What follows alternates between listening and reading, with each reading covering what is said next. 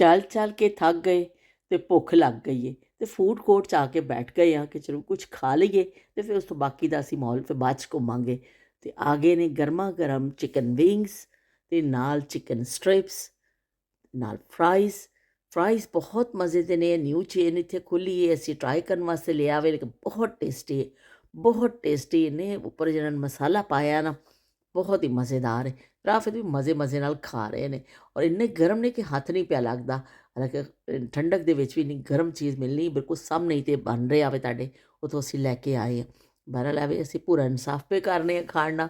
ਮੈਂ ਔਰ ਰਾਫੇ ਦੋਨੋਂ ਅਸੀਂ ਮੁਕਾਬਲੇ 'ਤੇ ਖਾਣ ਲੱਗੇ ਹੋਏ ਆ ਕਿ ਕੌਣ ਵਿਨ ਹੁੰਦਾ ਸਾਡੇ ਦੋਨਾਂ ਵਿੱਚੋਂ। ਅਤੇ ਬਹਰਹਾਲ ਇਹ ਖਾ ਕੇ ਫਿਰ ਅਸੀਂ ਚੱਲਾਂਗੇ, ਬਾਕੀ ਦਾ ਮਾਹੌਲ ਦੇਖਾਂਗੇ ਅਤੇ ਤੁਹਾਨੂੰ ਵੀ ਦਿਖਾਵਾਂਗੇ ਯਮੀ ਫੂਡ।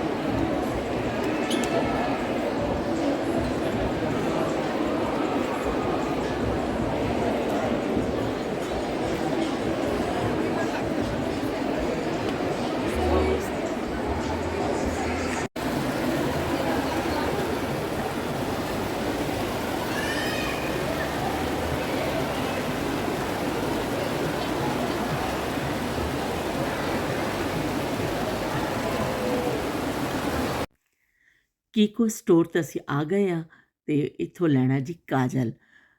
ਮੈਂ ਇੱਥੇ ਦਾ ਕਾਜਲ ਯੂਜ਼ ਕਰਨੀ ਆ। ਇੱਕ ਦਫ਼ਾ ਔਨਲਾਈਨ ਮੰਗਾਇਆ ਸੀ ਅਤੇ ਬਹੁਤ ਅੱਛਾ ਲੱਗਿਆ ਮੈਨੂੰ। ਉਸ ਤੋਂ ਬਾਅਦ ਵੀ ਮੈਂ ਕਈ ਮੰਗਾ ਕੇ ਦੇਖੇ, ਲੇਕਿਨ ਇਹਨਾਂ ਦਾ ਕਾਜਲ ਮੈਨੂੰ ਸਭ ਤੋਂ ਜ਼ਿਆਦਾ ਅੱਛਾ ਲੱਗਿਆ। ਇਸ ਤੋਂ ਮੈਂ ਕਾਜਲ ਇੱਥੋਂ ਹੀ ਲੈਂਦੀ ਹਾਂ।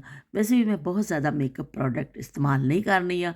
ਬਸ ਬੁੱਲ੍ਹਾਂ 'ਤੇ ਲਾ ਲਓ ਸੁਰਖੀ, ਅੱਖਾਂ 'ਚ ਪਾ ਲਓ ਕਾਜਲ ਅਤੇ ਬਸ ਬਈ ਉਹ ਇਸ ਤੋਂ ਜ਼ਿਆਦਾ ਬਹੁਤ ਮੇਕਅਪ ਦਾ ਸਮਾਨ ਮੈਂ ਨਹੀਂ ਲੈਂਦੀ ਹਾਂ। ਅਤੇ ਨਾ ਹੀ ਮੈਨੂੰ ਜ਼ਿਆਦਾ ਮੇਕਅਪ ਪ੍ਰੋਡਕਟ ਨਾ ਪਤਾ ਨੇ।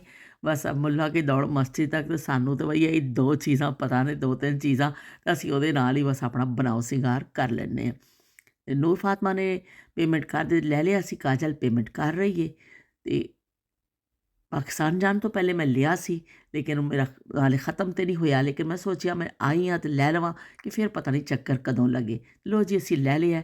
1.5 ਪਾਉਂਡ ਇਹਨਾਂ ਨੇ ਮਹਿੰਗਾ ਕਰ ਦਿੱਤਾ ਵੇ।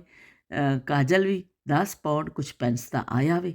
ਚਲੋ ਵੀ ਇੱਕ ਹੱਥ ਨਾਲ ਫੜੀਏ ਸਟਿਕ, ਉਹਨੂੰ ਪਾਉਂਦੇ ਹਾਂ ਬੈਗ ਵਿੱਚ, ਅਤੇ ਚਲੋ ਜੀ ਪਈਆਂ ਪਈਆਂ ਪਈਆਂ। ਲਓ ਬਈ ਰਾਫੇ ਨੂੰ ਵੀ ਇੱਕ ਸੂਟ ਪਸੰਦ ਆ ਗਿਆ ਵੇ, ਨਾਈਟ ਸੂਟ। ਰਾਫੇ ਨੂੰ ਬਹੁਤ ਜ਼ਬਰਦਸਤ ਲੱਗਿਆ ਵੇ, ਔਰ ਵਾਕਈ ਕਲਰ ਬਹੁਤ ਪਿਆਰਾ ਹੈ। ਰਾਫੇ ਤੇ ਬਹੁਤ ਅੱਛਾ ਲੱਗੇਗਾ। ਰਾਫੇ ਨੇ ਤਾਂ ਚੁੱਕ ਲਿਆ। ਇਹ ਵੀ ਨੂਰ ਫਾਤਮਾ ਨੇ ਇੱਕ ਫਲੂਤਰੀ ਜੀ ਲਈ ਹੈ ਆਪਣੇ ਵਾਸਤੇ। ਸ਼ਾਪਿੰਗ ਕਰਕੇ ਬਾਹਰ ਨਿਕਲ ਆਏ ਆ ਪਾਰਕਿੰਗ ਏਰੀਆ ਵਿੱਚ। ਹੁਣ ਗੱਡੀ ਦੀ ਤਰਫ ਜਾ ਰਹੇ ਹਾਂ, ਅਤੇ ਅਸੀਂ ਇੱਕ ਫੈਮਿਲੀ ਫਰੈਂਡ ਇੱਥੇ ਰਹਿੰਦੇ ਨੇ ਸਾਡੇ ਮੈਨਚੈਸਟਰ ਵਿੱਚ, ਉਹਨਾਂ ਨਾਲ ਥੋੜ੍ਹੀ ਦੇਰ ਮੁਲਾਕਾਤ ਕਰਨੀ ਹੈ। ਉਹਨਾਂ ਦੇ ਘਰ ਜਾਵਾਂਗੇ, ਫਿਰ ਮਿਲ ਕੇ ਸਾਡੀ ਵਾਪਸੀ ਹੋਏਗੀ।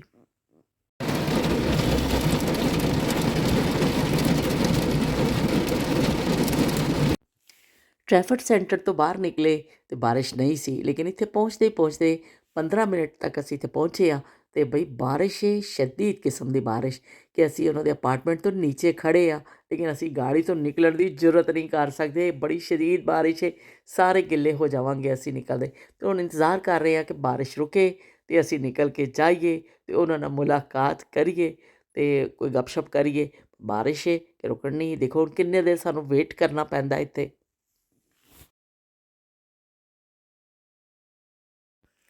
ਗਾੜੀ 'ਚੋਂ ਨਿਕਲ ਕੇ ਕਾਮਯਾਬ ਹੋ ਗਏ, ਅਸੀਂ ਬਹਿਫਾਜ਼ਤ ਘਰ ਪਹੁੰਚ ਗਏ ਹਾਂ। ਅਤੇ ਸਾਇਮਾ ਨੇ ਬਹੁਤ ਅਹਿਤਮਾਮ ਕੀਤਾ ਚਾਹ ਦਾ। ਅਸੀਂ ਹੁਣ ਮਨਾ ਵੀ ਕੀਤਾ ਸੀ ਕਿ ਅਸੀਂ ਖਾਣਾ ਵਾਣਾ ਖਾ ਕੇ ਆ ਰਹੇ ਹਾਂ ਸਬਜ਼ੀ, ਪਰ ਉਹਨੇ ਫਿਰ ਵੀ ਆਪਣੀ ਰਵਾਇਤ ਬਰਕਰਾਰ ਰੱਖੀਆਂ ਔਰ ਬਹੁਤ ਸਾਡੀ ਤਵਾਜ਼ੋ ਕੀਤੀ। ਈਦ ਦੀ ਮੁਲਾਕਾਤ ਜਿਹੜੀ ਉਧਾਰ ਸੀ ਅੱਜ ਹੋ ਗਈ। ਅੱਛੀ ਗਪਸ਼ਪ ਰਹੀ ਔਰ ਪੇਟ ਭਰ ਕੇ ਖਾਧਾ। ਚਨਾ ਚਾਟ, ਸਮੋਸਾ, ਬਿਸਕਿਟ, ਚਾਏ, ਬਈ ਹਰ ਚੀਜ਼ ਨਾਲ ਅਸੀਂ ਇਨਸਾਫ ਕੀਤਾ। ਬਹੁਤ ਮਜ਼ਾ ਆਇਆ। ਸ਼ੁਕਰੀਆ ਸਾਇਮਾ, ਸ਼ੁਕਰੀਆ ਅਸਦ।